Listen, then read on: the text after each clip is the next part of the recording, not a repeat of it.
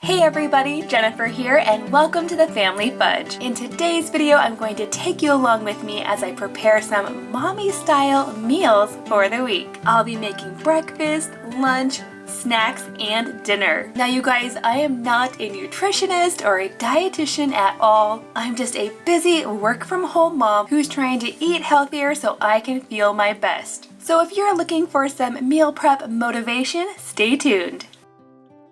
Okay guys, I'm kicking things off by making some Starbucks inspired egg bites that I can reheat and have throughout the week. Now if you've ever had the egg bites from Starbucks, these ones are pretty similar. I am actually a huge fan of those. Now I'm going to be making a lightened up version of these egg bites, but if you wanted to, you could add in a lot of different things here like bacon, sausage, different kinds of cheese. This recipe is easy to customize. To make these egg bites, I'm going to use my silicone egg pan, definitely one of my favorite Instant Pot accessories. You can find these on Amazon, by the way. I'll also be using some eggs, of course, 3 eggs per recipe. I'm also using cottage cheese, Greek yogurt, mozzarella cheese, and then this part is optional, but I really like to add a little bit of hot sauce to mine. Now, if you've ever had an egg bite from Starbucks, you'll already know that they have a really fluffy and creamy texture. So, to get that texture at home, I'm going to be blending up all of my ingredients before I cook them. And I'm going to end up making 3 batches of these for the week. For each batch, I'm going to start by cracking 3 eggs into my mixer. Next, I'm going to be adding 6 tablespoons of cottage cheese, and this just happens to be a 2 tablespoon scoop.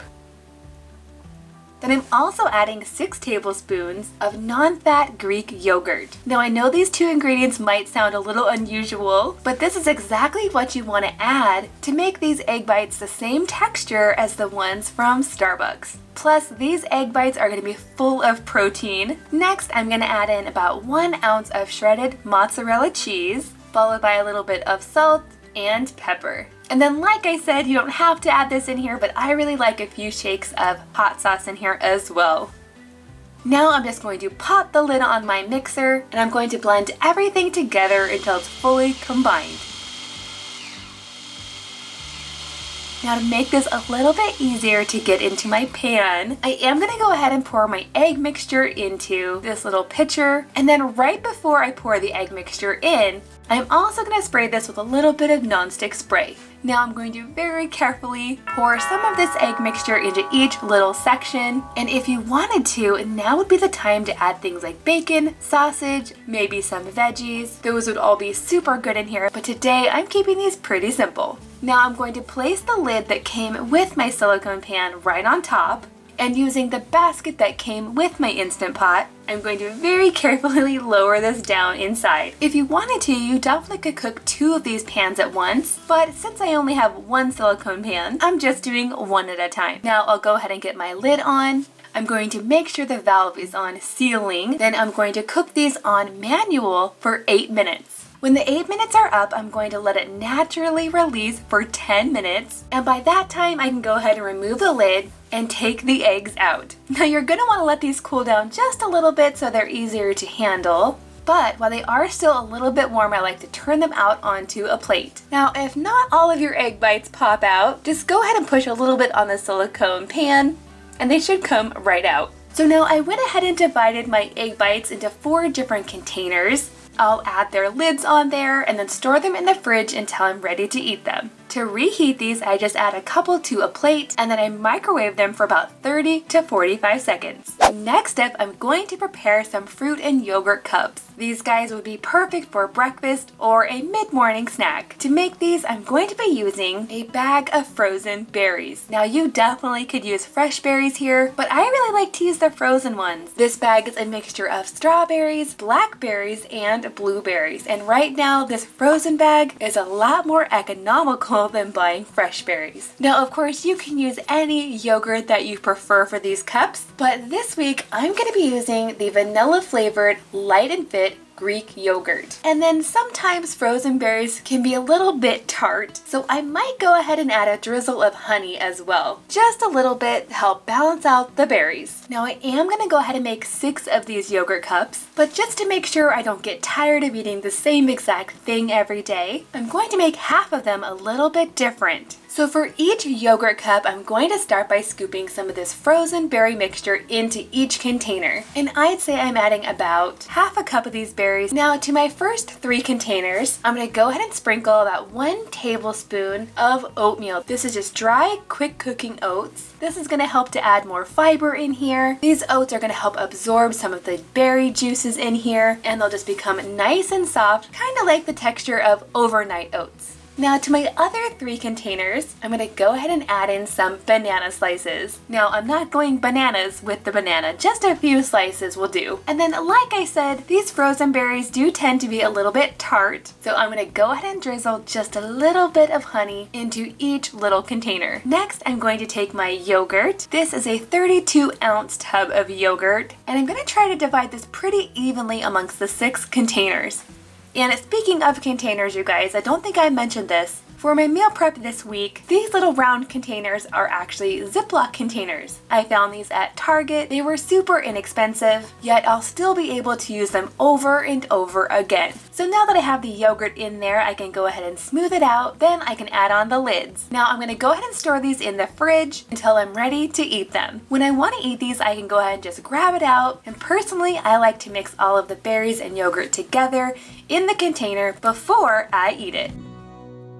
Okay guys, next up is time to make lunch. Now you guys probably already know I love to make cute and fun lunches for my kids, but when it comes to my lunch, I keep it pretty simple. In fact, this week I'm actually taking a big shortcut on my lunch preparations, which is definitely going to save a lot of time, because meal prep does not have to be hard, you guys. Now, one of the things I absolutely love for lunch are the big spinach salad kits from Costco. This comes with absolutely everything you need, and it's huge. It's definitely enough to last me a week. But there definitely is a drawback. Because of how these ingredients are stored, if I left them just like this, number 1, the salad would get really soggy really quick. And number 2, if I kept it in this big container, it's not very portable. So I have a couple of ideas on how to fix that. To go along with the salad, I also picked up a rotisserie chicken from Costco. These chickens come already roasted. They are so tasty. And since they're only $4.99 a bird, you can't beat the price. So to put these lunches together, I'm going to start by actually removing all of the toppings that came on the salad. But don't worry, you guys, a lot of these toppings are going to make it back into my lunch, not the tomatoes. I won't be adding any of those. And then for the chicken, I did go ahead and remove it from the bone, and then I chopped it up. Now I've decided to make 6 different salads here, but I am going to go ahead and make half of them a little bit different. That way I'm not eating the exact same thing every day. In my first 3 salads, I'm going to start by adding the spinach. Now, I want to fit as much in here as I can, but I'm also kind of pushing the spinach over to one side. That way I'll be sure to have enough space for the chicken. And speaking of chicken, I'm going to go ahead and add about half a cup of this cube chicken into the corner section of the lunchbox.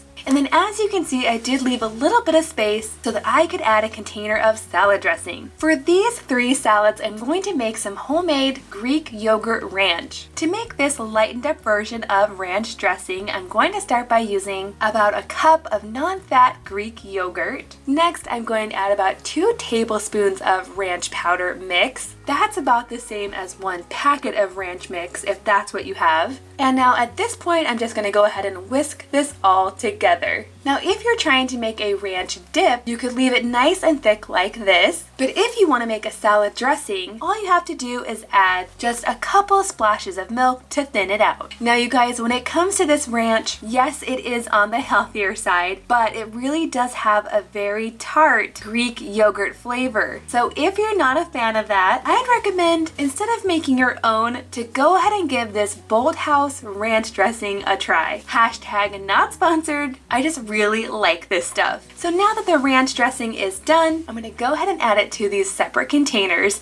I get these little ones at the Dollar Tree, and they are perfect for things like dips or salad dressings. I'm just gonna be adding about 2 tablespoons into each container. Then I can pop the lids on, and I'll be able to easily add them into the lunchbox. Now also for these salads, I'm going to be adding some of the hard-boiled egg. This comes already chopped and ready to go, but I am going to go ahead and put it in a separate section of the lunchbox. And then in this other section, I'm adding a little container of bacon bits and shredded cheese. All of these things came in the salad kit. I'm basically just pre-portioning it out, and I think all of these things will stay fresher for longer doing it this way. Now these two will get a lid on, and then I'll store them in the fridge. When I'm ready to eat it, I can go ahead and grab it out. Then I can go ahead and build my salad directly in the container. I'll add my salad dressing, and it will be good to go. But before I get the lids on here, I do want to go ahead and stop and take a picture for Instagram. I love sharing my lunch creations on Instagram, so definitely go follow me over there if you're not already. And now for the next 3 salads, I'm going to be building these a little bit differently. For these ones, I'm going to start by adding lots and lots of spinach to the center section, but I do want to make sure to keep enough space for the salad dressing. For these ones, instead of using ranch dressing, I'm going to go ahead and use the poppy seed vinaigrette that came with the salad. I went ahead and added about 2 tablespoons of dressing to each of these containers, and they just fit perfectly inside the lunchbox. Now for these salads, I am going to go ahead and add chicken as well, but this time, I'm going to add the chicken to this other section of the lunchbox. That way I can eat it plain, or I can add it into my salad if I want to. Next, in the smaller section of the lunchbox, I'm adding a combination of craisins and chopped purple onion. Next, to add a little bit of crunch to this salad, I'm also going to be adding about a tablespoon of pecans. Now that brings me to the avocados. Now I'm not going to be adding these to my salads right now because they definitely would not stay fresh. My plan is to keep these in my fruit basket, and then right as I'm preparing the salad, I'll go ahead and add the avocado then. Now you guys let me know in the comments down below if you are an avocado fan. Now I think these salads are looking super tasty, you guys, but I do have some cheese left over in my salad kit. So I'm going to go ahead and add just a tablespoon or 2 right on the side here. That way I'm using up all of that salad kit. Plus I think cheese is going to be really tasty on this salad as well. Now before I add these ones to the fridge, I am going to go ahead and add the lid for the dressing just to make sure it doesn't leak out. Now all I have to do is put my lids on here, and they'll be ready for the fridge. Okay guys, next up I'm sharing snack number 2. For these, I'm going to be using my colorful snack boxes, and my plan is to make these snack boxes be a combination of veggies and protein. So just like before, I'm also going to be making 6 of these, but I'm going to make half of them a little bit different. In these first 3 boxes, I'm going to start by adding a handful of baby carrots, followed by some cucumber slices, and then the star of the snack box is going to be a hard-boiled egg.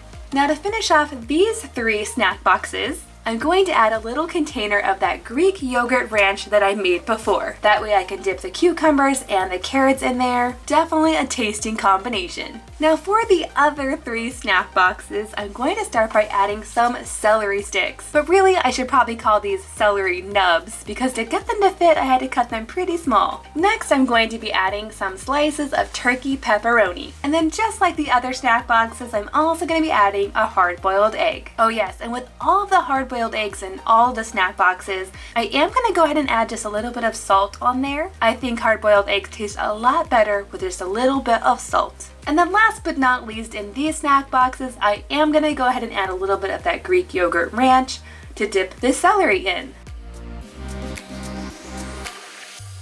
Okay guys, now that brings us to dinner. And this week I'm making one of my favorites. This is actually a Weight Watchers inspired taco soup. This taco soup is definitely a go-to for me, and I make it quite often actually. And I used to make it all the time. In fact, my mom used to make this recipe as well when I was little. That's probably why I like it so much. For this recipe, I'm using 1 pound of lean ground turkey. I'm also using some chicken broth, 2 cans of diced tomatoes, 1 can of pinto beans, 1 can of black beans, 1 can of corn, 1 onion, some ranch powder, and some taco seasoning. Now, a lot of times when you see this taco soup recipe, they normally include spicy Rotel tomatoes, but honestly, you guys, I usually don't add it. That way, in case any of my kids want to have the soup, it won't be too spicy for them. So while my turkey is cooking, I'm going to go ahead and chop up that onion. Then I'm going to go ahead and add it into the pot. I'm going to give that a big stir. Then I'm going to add about half of my chicken broth. Next, I'm adding 1 teaspoon of garlic powder, a little over a 1/4 cup of taco seasoning, and then 2 tablespoons of ranch powder. I'll go ahead and give that a stir. Next, I'm adding in my drained black beans,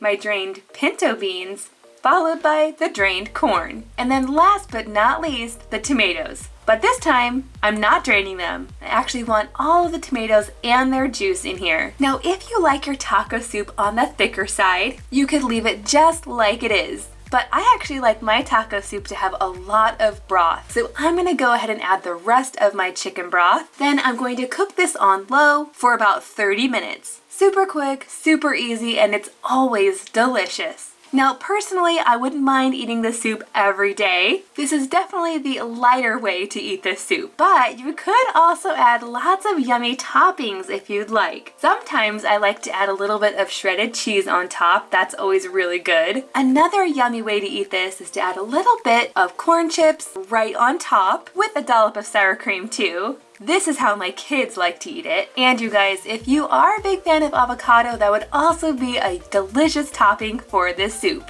Now, to store the soup, I wait till it's completely cooled down before I add it to my storage containers. And you guys, this soup actually freezes really well. But this week, I'm actually just gonna keep it in the fridge.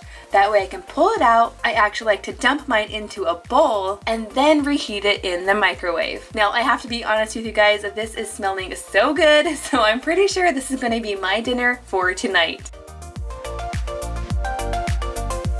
Okay guys, now let me know in the comments down below if you'd like to see more videos like this in the future. Don't forget to give this video a thumbs up if you liked it, and hit that red subscribe button if you're new. Thank you so much for watching, and I'll see you in my next video.